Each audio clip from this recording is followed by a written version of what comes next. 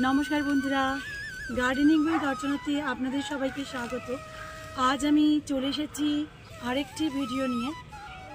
এখানে দেখতে পাচ্ছেন আমার এখানে প্রচুর পরিমাণে ঝিঙে হয়েছে।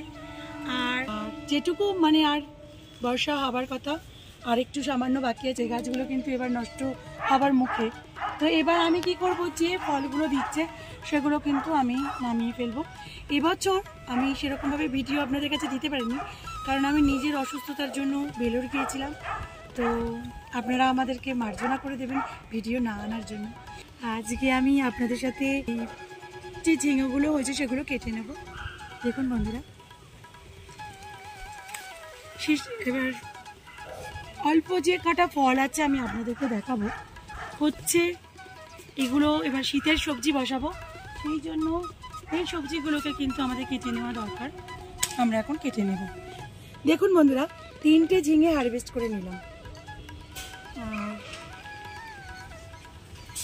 এখানে দেখতে পাচ্ছেন যে আমি এটা নিচেই রাখছি।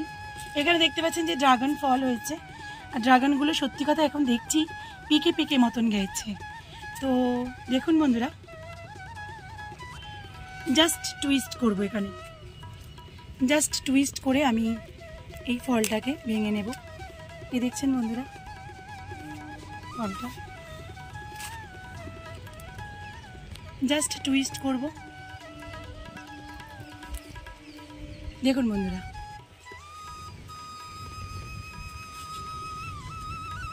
দুটো ড্রাগন পেরে নিলাম। আর দেখছেন বন্ধুরা, কত সুন্দর ফুল হয়েছে চতুর্দিকে, অপরাজিতা ফুলে ভর্তি। হ্যাঁ, প্রচুর ফুল হয়ে আছে। কিন্তু বন্ধুরা, এমন জায়গা থেকে আমার বাগানে অপরাজিতা উঠেছে যে সেগুলোকে কেটে ফেলতেই হবে। কত ফুল হয়েছে, হ্যাঁ, কেটে ফেলতেই হবে। কিন্তু এটা ড্রাগনের। আর দেখছেন তো বন্ধুরা, শরৎকাল আসছে, বর্ষা চলে যাচ্ছে, আকাশটা কত সুন্দর হয়ে আছে। এদিকে কালো মেঘ করেছে, আর ওই দিকটা দেখুন কি সুন্দর পেঁজা মেঘ দাঁড়িয়ে রয়েছে। কি ভালো লাগছে, তাই না? আমাদের কিন্তু বাড়িতে চাবড়া ষষ্ঠীর যে রান্না পুজো হয়, সেই ষষ্ঠী পুজোর রান্নাটা আমাদের বাড়িতে হচ্ছে। তো রান্না পুজোর জন্য আমাদের প্রচুর পরিমাণে পুঁই শাক দরকার। আমার বাড়িতে এখন যেহেতু পুঁই শাক আছে, সেহেতু আমি বাজার থেকে কিনবো না। এই পুঁই শাকগুলোকেই আমি এখন কেটে নেব। দেখছেন বন্ধুরা, কি বড় লম্বা ডগ হয়েছে। তো আমি এখন এখান থেকে কেটে নেব। বন্ধুরা, আমাদের রান্না পুজোতে কিন্তু ইলিশ মাছের মাথা দিয়ে পুঁই শাকের চচ্চড়ির রেওয়াজ আছে।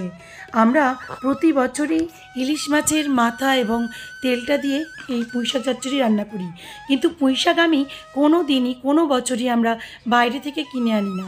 বর্ষার সময় এবং বর্ষার আগে প্রায় মার্চ মাসের দিক থেকে আমরা প্রচণ্ড পরিমাণে কেরেটে আমরা এরকম পুঁই শাকের বীজ বসিয়ে দিই, পুঁই শাকের চারা তৈরি করে নিই, এবং সেখান থেকে দেখুন এই বর্ষাতে আমরা প্রচুর পরিমাণে কিন্তু পুঁই শাকটা পেয়ে যাই। তাই রান্না পুজোতে আমাদের বাইরে থেকে আমরা কোনো সবজি আমরা কিনি না।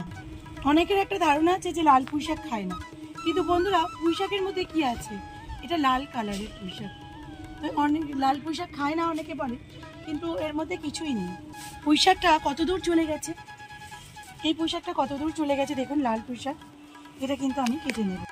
অনেকে বলেন পুঁই শাক যদি আপনি ডেলি খেতে পারেন তাহলে কিন্তু আপনার চোখে মুখে বয়সের ছাপ পড়বে না।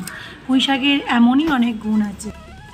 আমাদের শুধু এই রান্না পুজোর সময় আলু, কচু, ওল, পটল এইগুলোই যা 4-5টা সবজি খালি বাইরে থেকে কিনতে হয়, বাদবাকি কিন্তু আমার ঘরেতেই উৎপন্ন হয় বন্ধুরা। এ দেখুন বন্ধুরা, এতটা কেটেছি। এবার যদি লাগে, এতটা কেটে নিয়েছি, যদি লাগে তো আবার এসে নিয়ে যাব। তো মোটামুটি ভালোই হয়ে গেছে পুঁই শাকগুলো। দেখুন, এটা আমার বড় বেগুনের একটা গাছ, আর আমি এখন বেগুনটা হারভেস্ট করে নেব বন্ধুরা। দেখুন, আর এই দেখুন বন্ধুরা, ছোটো বেগুনটা আসছে, সেটা কিন্তু ইঁদুরে নষ্ট করে দিয়েছে। ছোট্ট হতে না হতেই ইঁদুরে কিন্তু নষ্ট করে দিয়েছে। আরও আসছে বন্ধুরা, এই দেখুন বন্ধুরা, এই দেখুন বেগুন আসছে।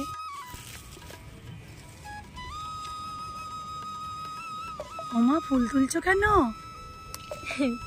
তো মাথায় লাগাবো। আমার মাথায় লাগাবে তুমি? তাহলে দাও, তোমার যখন ইচ্ছা হচ্ছে লাগিয়ে দাও।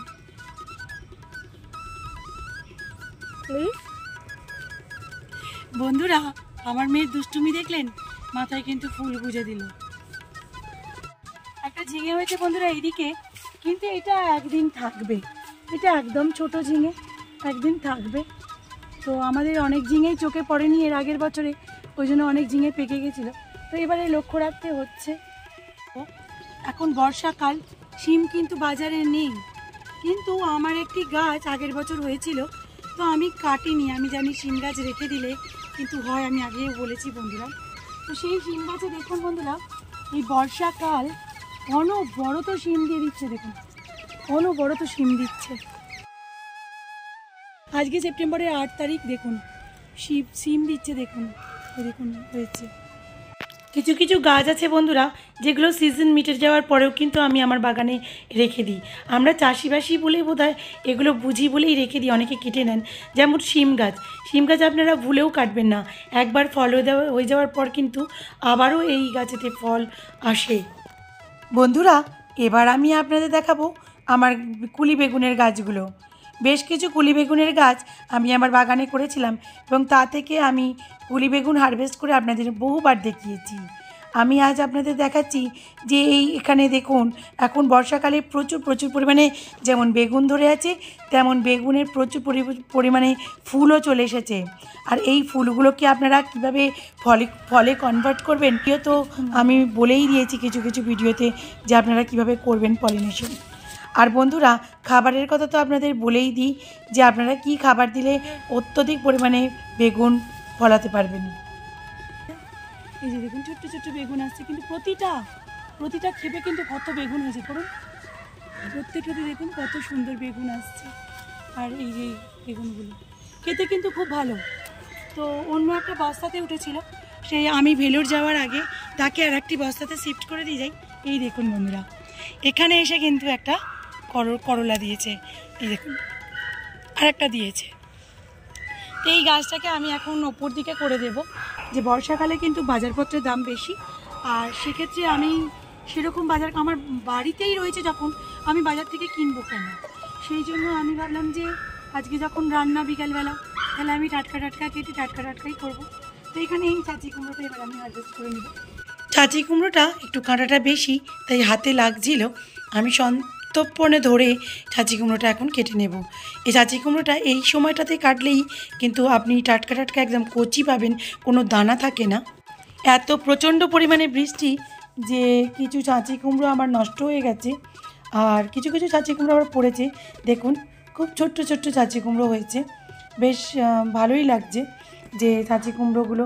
কিন্তু একটা চাচি কুমড়ো পচে গেছে, এটাকে আমি কেটে ফেলবো। রান্না পুজোয় চাল কুমড়ো ভাজা করা হয়, তো আমার ছাদ বাগান থেকে 50% আমি কিন্তু আমার সবজি জোগাড় করে ফেলেছি। বন্ধুরা আপনারা কোনো দিন খয়েরি কালারের অ্যালামন্ডা দেখেছেন? দেখুন ডিপ খয়েরি, না রানি না খয়েরি, এরকম ডিপ কালারের অ্যালামন্ডা কিন্তু আমি জোগাড় করে এনেছি, খুব সুন্দর দেখতে লাগে। আমার বাড়িতে কিন্তু ইয়েলো কালারেরও আছে। আর এই দেখুন পাতি লেবু কিন্তু প্রচুর পরিমাণে হয় আমার বাড়িতে, পাতি এবং কাগজি দুটো লেবুই আমার বাড়িতে হয়।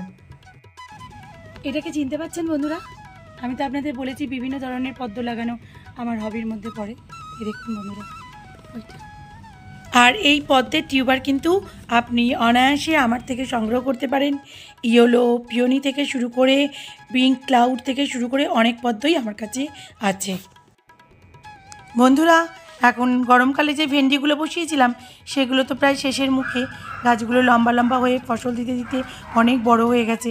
এবার 10-15 দিন বাদে এগুলো আমি কেটে ফেলবো, কেটে ফেলে আমি পঙ্কজ ভেন্ডি বসাবো। তো দেখুন, আর আমার বাগানে দেখছেন বন্ধুরা কত সন্ধ্যামণি হয়েছে।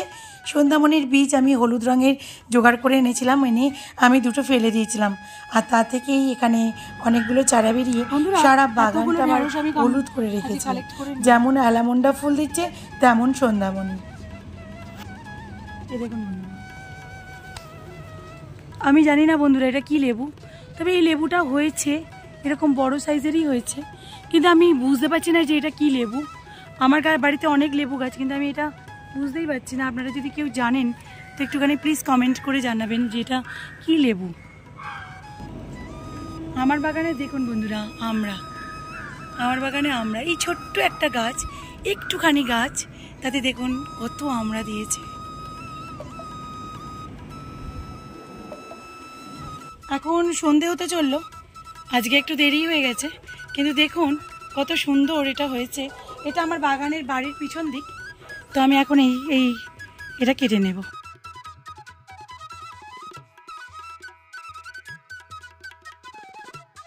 বন্ধুরা, আপনারা আমার থেকে বীজ সংগ্রহ করতে পারেন, যেহেতু আমরা চাষি, বীজটা আমরা ভালোই দেব।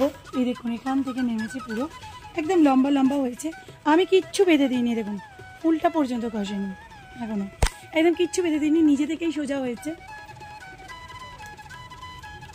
আমি এখন এটাকে কেটে নেব।